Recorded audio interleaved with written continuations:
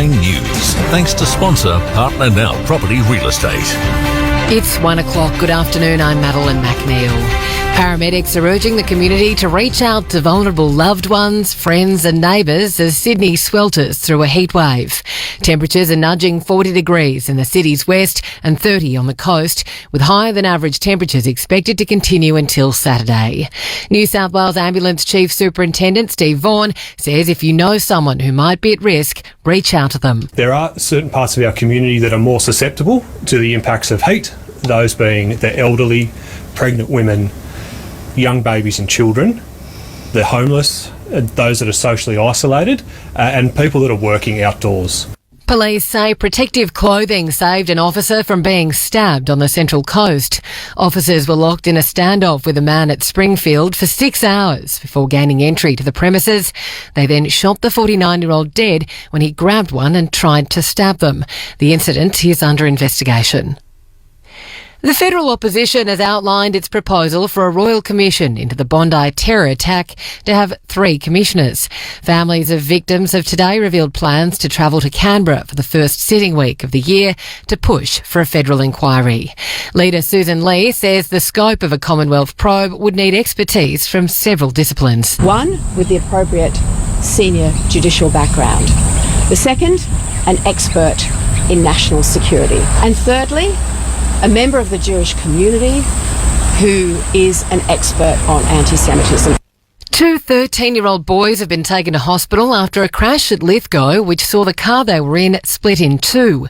Police were pursuing the suspected stolen vehicle when it hit a fence on the Great Western Highway. A critical incident has been declared and investigations continue. Former Test cricketer Damien Martyn has been released from hospital after contracting meningitis. Martyn fell ill on Boxing Day and was placed into an induced coma. Former teammate Adam Gilchrist has told Fox Cricket Damien's made an amazing recovery. Got a bit of a journey to go. He's still got a bit to work through, but fortunately he's been allowed to go home and complete that recovery. Chaos has broken out on the streets of Minneapolis in the US after a woman was fatally shot by an immigration officer. Homeland Security insists an ICE officer shot in self-defence, alleging the woman tried to run him over with her car. The city's mayor has described the incident as reckless.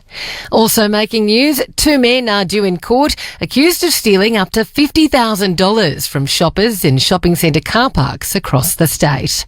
In finance, the All Ords is trading up 28 points at 90.46. 1 Australian dollar is buying 67.2 US cents. 9 Sport.